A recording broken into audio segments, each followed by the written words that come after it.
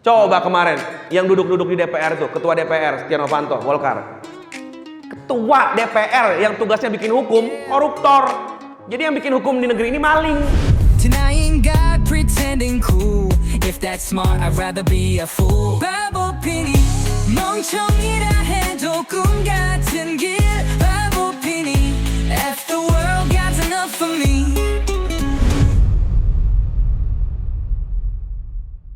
Terima kasih, luar biasa.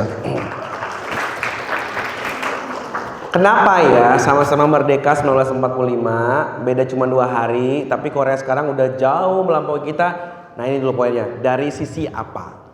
Oke, mungkin yang dimaksud adalah mungkin ekonomi, pertumbuhan ekonomi, mungkin infrastruktur di sana, kemajuan dan lain-lain. Oke, kalau standarnya itu sederhana, karena Indonesia negara nanggung. Sekarang gue tanya, Indonesia ini negara apa? Nanggung. Ini mau negara agama bukan, negara liberal nggak mau dibilang liberal, negara kapitalis juga nggak mau, negara apa? Kalau Korea jelas clear, agama dihapus, benar-benar agama di sana tuh ateis tuh sampai 58% tuh ateis, sisanya tuh juga baru beragama gara-gara dakwah-dakwahnya orang mungkin orang-orang apa namanya Kristen di sana, mereka mendakwakan agama mereka di sana, baru tuh mulai muncul agama-agama Kristen. Tapi mereka all out nggak pakai agama. Ya, makanya sekarang lagi disuarakan juga di Indonesia untuk meninggalkan agama. Perang bareng sama orang-orang agamis yang bilang Indonesia harus pakai agama. Nah ini masih berlangsung terus kenceng-kencengan. Ya intinya siapa yang menang? Indonesia kalau nanti 100% jadi negara agama, tanda kutip maksudnya negara agama itu bukan negara hanya untuk satu agama ya. Maksudnya menggunakan hukum-hukum Islam, misalkan kayak gitu. Ya mungkin jadi cerita yang berbeda. Atau sekalian negara tanpa agama, bisa jadi cerita berbeda. Negara ini negara malu-malu, bingung. Value hidup kita tuh nggak tahu Indonesia ini mau dibawa kemana. Itu yang pertama ya. Jadi kalau dibilang kenapa sih masih kayak belum sebaju Korea. Korea tuh nggak nanggung. Begitu Amerika bantu mereka 100% jadi allies-nya Amerika. Kita nih bingung, kita nih bantuan Amerika diterima, tapi pidatonya bela Palestina. Gimana sih? Bingung kan? Ada nggak satupun hari ini produk-produk Islam itu diboikot oleh pemerintah? Dengan sah bilang yang itu tutup. Nggak usah ngomong militer deh. Pemerintah dengan tegas menutup seluruh produk yang pro Islam. Ada nggak?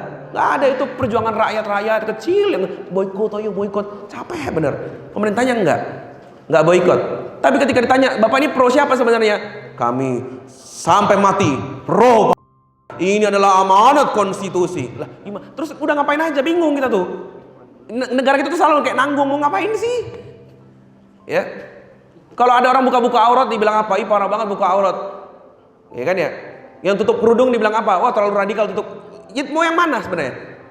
Hanya ada tuh segini, berpakaian rapi dan sopan. Apa itu? Bingung kan? Kita ini negara nggak jelas. Di Korea mah jelas. Di sana orang-orang hot pants semua. Makanya kalau mau ke Korea kan musim dingin. Kenapa tutup semua? Di Korea mah jelas, di sana zina legal, aborsi legal. Ngerti ya? Itulah kenapa guru saya pernah bilang pernikahan itu kejelasan antara keduanya. Kalau dua-duanya kapitalis, langgeng tuh. Coba satunya udah mulai hijrah ngaji, cerai tuh. Atau dua-duanya ngaji, langgeng tuh. Ada satu orang udah beda aja haluannya, udah beda. Ya, Indonesia ini negara bingung sebenarnya. Jadi itu menurut saya pribadinya. Kita ini belum menentukan arah mau kemana, tapi memang ini proses perangan pemikiran terus terjadi. Maka teman-teman teruslah berjuang menurut ide-ide kalian. Menurut kalian Indonesia baiknya ini pakai sistem seperti apa? Ya kalau saya sih sederhana ya, karena kita bego pakai sistem Tuhan aja, simple. Tuhan itu means apa? Ya Tuhan siapa aja lah. Di DPR bawa tuh agama Kristen, pemuka agama Islam, pemuka agama apa, duduk bareng-bareng, rumuskan undang-undang. Nanti lihat aja di Alkitab bilangnya apa, di ini apa ya, rumuskan undang-undang pakai agama lah. Itu menurut gue lebih mending daripada suruh orang-orang koruptor itu di situ ngerumusin hukum. Coba kemarin yang duduk-duduk di DPR tuh, ketua DPR Setia Novanto, Golkar. Ketua DPR yang tugasnya bikin hukum, koruptor. Jadi yang bikin hukum di negeri ini maling. Udah pasti melegalkan maling lah.